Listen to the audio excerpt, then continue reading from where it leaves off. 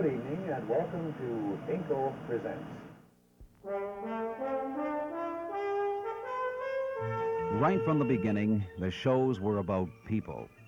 Not the anonymous, unusual, or eccentric people who can be found in any city, but people who through their character gave Sudbury its character. People who contributed. A contribution that was made by the way they worked, the way they lived. These were the people who were the subjects of the profile programs of the INCO Presents series. Cease McKnight was first, and for many it was their first look at the man whose voice they'd been hearing almost daily for over 15 years. Then it was the turn of bush pilot Rusty Blakey, and he fascinated viewers with stories of adventure and peril that barely skimmed at the surface of his 40-year history as a pilot. Rusty was extremely shy about being on camera, often expressing doubts as to whether people would find his life interesting after all. And one day, this pilot, who was flying for Northern Aerial Mineral Explorations, said, "Would you boys like to have a ride?" "Well, sir, would we like to have a ride?" We just climbed on that float and set the canoe adrift, and we climbed in, and he took us for a ride. That was my first airplane ride. I'm trying to remember what year it was. I can't remember what year it was. INCO Presents was honored to be able to introduce Sudbury viewers to nationally known Canadian artist Ivan Wheel. The program went beyond just looking at one man's work and sought to discover more about the man himself. I have a small area that I use as a workroom for other things other than painting. I like to get to the hammer and saw and nails, well, not so much nails, but wooden pegs, and in my own way create pieces of furniture that I find interest in or we need around the house. I have other areas of expression in the shape of walking sticks, which I've really got a thing for lately. Again, another area of expression, and this comes out in a completely different way, is to perhaps get rid of some of the frustrations and anxieties that I might have from time to time. And when that kind of thing comes along, I go outside and take the axe and lay into some logs for firewood for the kitchen stove. It does one a great deal of good to build something with an axe. By its very nature, INCO Presents is not a mass audience program. But over a span of 40 programs, it was hoped that, to paraphrase an old line, we would please all of the people some of the time. Therefore, scenes like these would appeal to the sportsman. So an entire program on hunting and fishing was aired early in the season.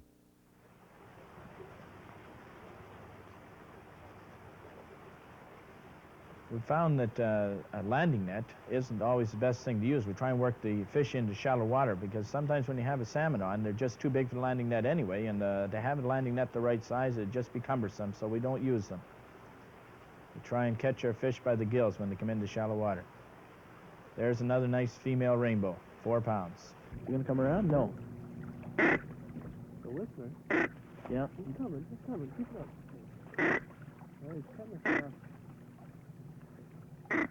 Geez, that's... How many times have we done that? I don't know. We're watching other ducks and they come straight in on us. Just don't let it happen again, John. He came straight in under the sun. It must be a Japanese duck. Surprisingly, this program on restaurant cuisine in Sudbury earned its just desserts with a generous serving of public applause. Just as winter was settling in, Makin' Music, a program on Sudbury's first recording studio, went to air, and its format of original music, well-informed opinion, and interesting fact about the recording industry was to earn CKNC a first-place win in this year's CanPro Festival in Saskatoon. I haven't really run into anybody in the studio yet that's been difficult to work with. there's some people, Paul, for example, is weird to work with because he likes to do things differently than the normal practice. But that's Paul, and one of the most difficult things in working with a musician in a recording situation is being able to maintain your channel separation and get a good sound without stifling the musician, you know. Ideally, you'd like to have them 50 feet apart, you know, to get terrific channel separation and so on. But a musician needs to work off the other people that he's working with and performing with, and you can't move them too far away, or you'll just stifle the atmosphere and you won't get a good recording.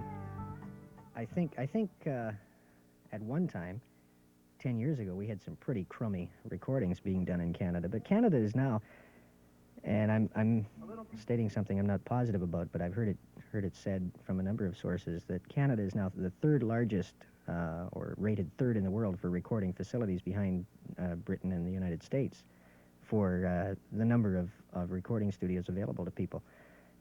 Canada is really quite highly respected in the recording industry. Elton John was doing some work in Montreal. Cat Stevens did work in Montreal. Alice Cooper's album was recorded in Toronto. Canada's quite highly respected in the world for recording facilities. We have some beautiful facilities in Canada, and what I think it all boils down to is that we've been listening to the Paul Simons and the Elvis Presleys, who by now have, in many cases, 15, 20 years of recording experience. So many people up here just don't have recording experience because they've never had a chance to do it before. You give these people 10 or 15 years, and they're going to be pretty darn good. The following week, INCO Presents offered its first in the Heritage series of programs on Sudbury's ethnic communities. This program focused on the Italians, but other shows included the Finns, the French, the Ukrainians, and the Ojibwe Indians. For Christmas, we blended a little electronic magic to provide viewers with a little Christmas magic. It really looks inviting, doesn't it? Yes, and I hope Santa Claus hasn't come yet. I think this will do very nicely. But remember to stay out of sight until everyone leaves. We will. Okay, it's just about time you were in bed. Santa won't be here until he's sure you're asleep, you know.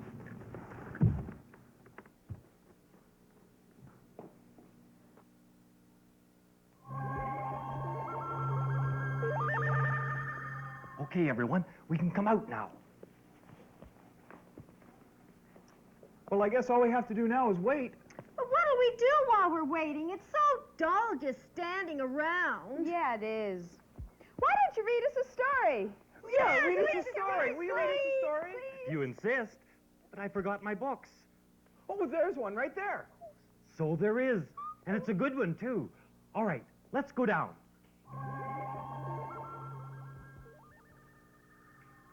Is everyone quite ready? Yeah? Good. This is the story of the night before Christmas. And the new year was heralded with an astrological profile of the coming year and a somewhat nostalgic look at 1975. Swinging into the new year, INCO Presents dedicated itself to presenting Sudbury artists, the dancers, singers, actors, and actresses whose talents are developing rapidly within Sudbury's artistic community. The Espanola Little Theater Guild held children spellbound with an hour-long program all about a haunted castle. The ghost was driven out last night. How wonderful of you, Count Walter. You're so brave. Really, ladies, it was nothing at all. Well, do tell us how you did it. Well, you see, sir, it was like this. That is to say, first I tracked the culprit to the throne room, and I went straight in, with my page behind me. At first I didn't see the ghost. Then I turned around, and there she was. Oh. That page you gave me was terrifying.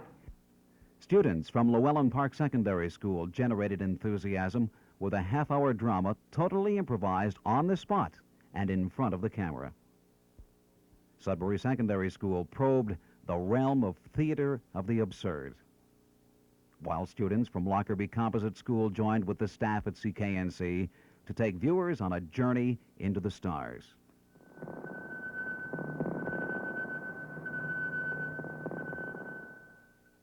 Computer, verify printout. Repeat, verify printout. Verification complete. Affirmative all data.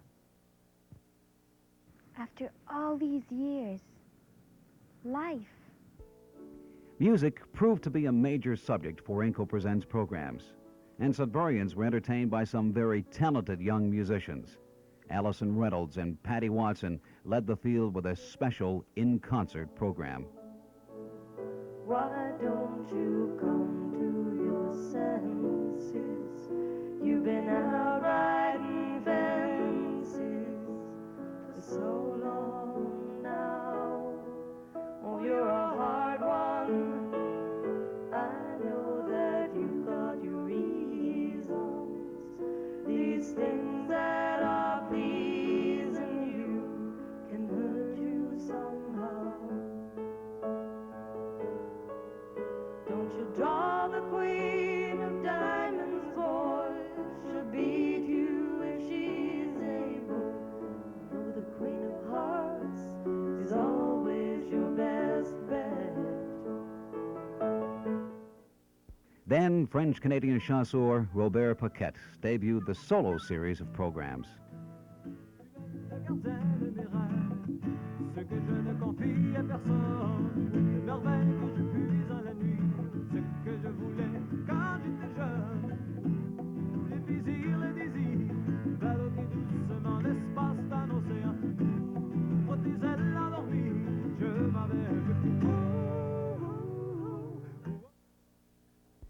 Following this show, Sandra Braun took the stage and demonstrated how dedication and hard work can be translated into the poise and poetry of free-form dancing.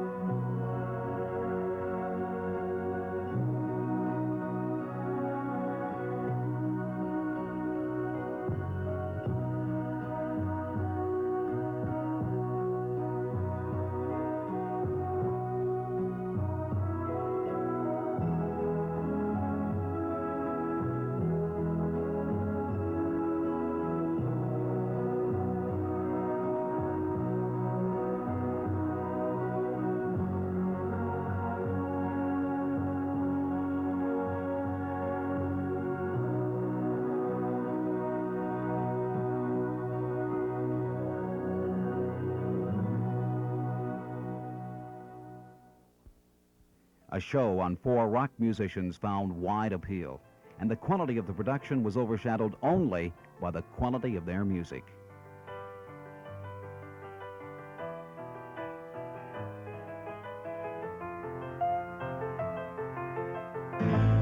Oh, you midnight lady, hid behind the blind, shining in the red light, will make you lose your mind. There ain't no pretty parcel at the end of all your dreams, and someone says I love you, and says just what you mean. Oh, midnight lady, now tell me what to do. Should I pay you for the pleasure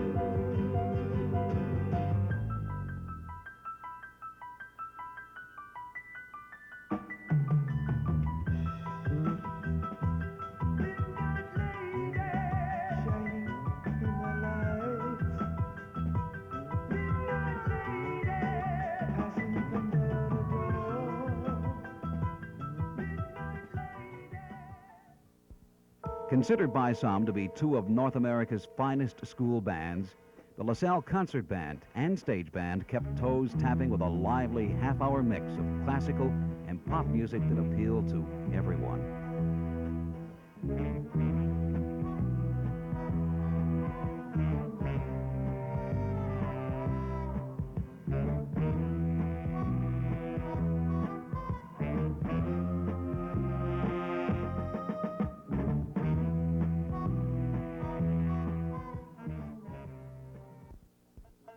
And to help celebrate their 25th anniversary, arena manager Bob King took us on a tour of the Sudbury Arena. The program featured a cast of over 6,000 people and was highlighted by this tribute to the arena's most popular activity.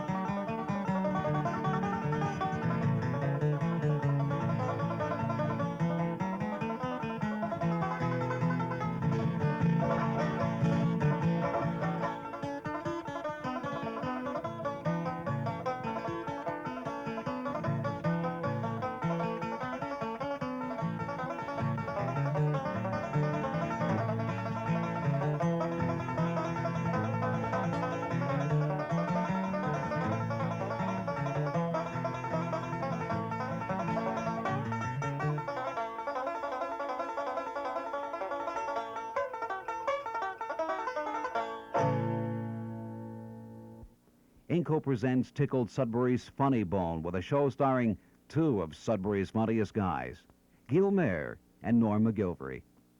You're a married man, I take it, eh? Oh, am I ever? Well, how's your wife? Well, better than nothing, I guess. No, I mean, how do you get along with your wife? Pretty terrible, I'll tell you eh? that, yeah. What do you mean? What do you mean? Well, you know how it is with women, Yeah. eh? If you don't bring them candy, they're mad. Right. If you bring them candy, they're suspicious. Right, yeah. And if you get home early, Yeah. they think you're looking for something. Yeah. And if you get home late, Yeah. they figure you already got it. You can't win. What you have to do is show your wife who's boss. What you should do is... She knows who's boss, all right. No. What I mean is take her if you get mad at her, put her over your knee and give her a spanking. That's what You know, that's fine advice. I tried that one time. Well, didn't it I work? got home, I was so mad, Miss Turtle. Just the sparks are flying, eh? I grabbed her, put her over my knee. I pulled up her dress and I pulled down her pants and I forgot what the hell I was mad at. That doesn't work. Well, you know, everybody has trouble with their wives, and I think the main thing is as long as she's faithful. That's the main thing. Yeah, well, that's the problem, you know. I always thought she was pretty faithful. Yeah. Till we moved to California and we had the same milkman. Oh, you had Yeah. the same milkman, eh? Yeah. Is that, but you've had no other trouble outside of that, eh? Well, just the other night there, Yeah. she stayed out all night. Well, that's understandable. Was that understandable? She's being unfaithful to me. Well, how She do you know that? She told me she spent the night with her sister Mary Ann. Well, that's all right then. Maybe she did. She did not spend the night with her sister Mary Ann. How do you know that? 'Cause I spent the night with her sister Mary Ann. This program, called Smoke Eaters, succeeded in offering an insight into the men of the Sudbury Fire Department and went a long way towards instilling in residents a sense of confidence in these dedicated people.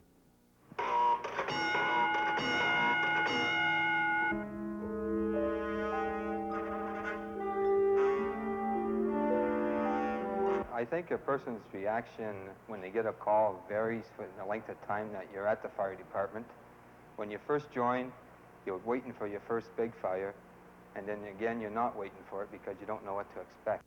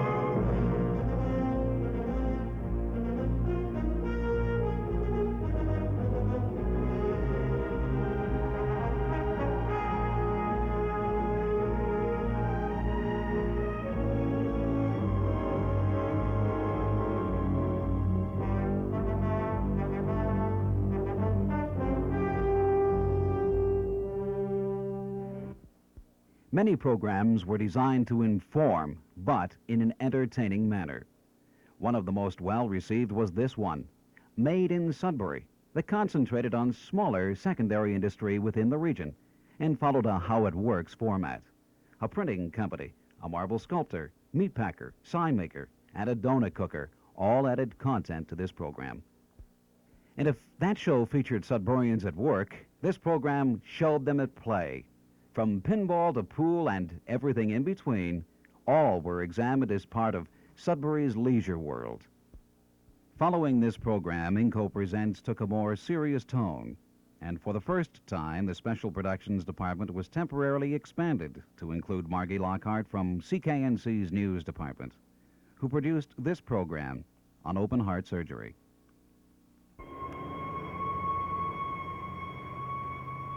Still in a serious vein, INCO Presents looked at the men of Sudbury's detachment of the Ontario Provincial Police. And the program looked at the many facets of modern police work and endeavored to show what it means to be a cop. Was stopped because of a Highway Traffic Act infraction.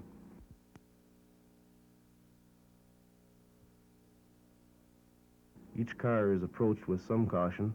The driver is asked to produce their driver's license, ownership, and insurance. And once their identity is established, we take the necessary actions.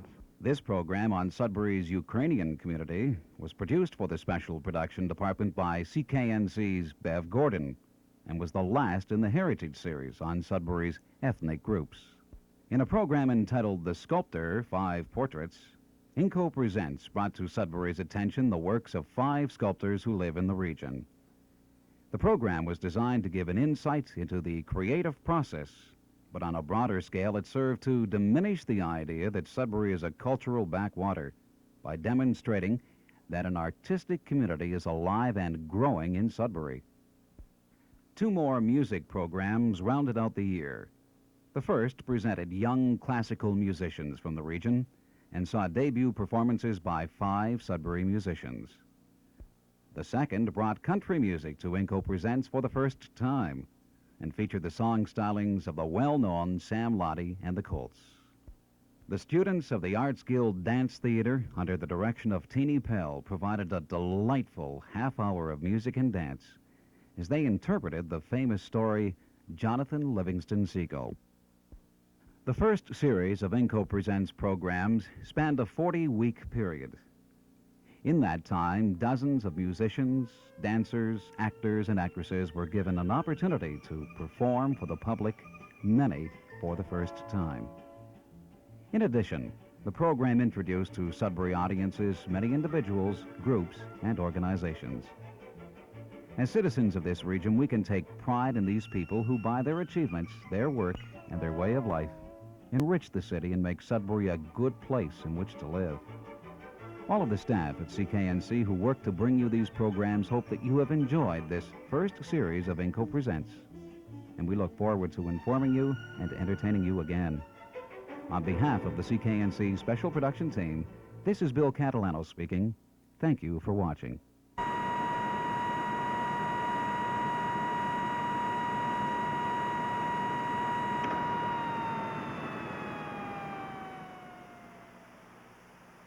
I'm Bill Walker, and I'm talking with Frank Paré, who is a process supervisor at the Frood Stobie Mill. Frank, you went back to college after the age of 40. Yes, sir. I got interested in the social sciences because my children were involved in that line of study. Started as a hobby and found myself finishing. How many years did you go? 7 years. At night? All at night, all extension courses. Did you graduate? Yes, in the fall convocation of 1974. I received a BA in economics. Looking back on the experience, was it worth it, Frank? Very much. It very enlightened me a bit and allowed me to be able to read and understand a little more what's going on in the world. Frank, you're an inspiration. I think you've got some of us thinking we might try the same thing. Thanks very much. The International Nickel Company of Canada. We're people.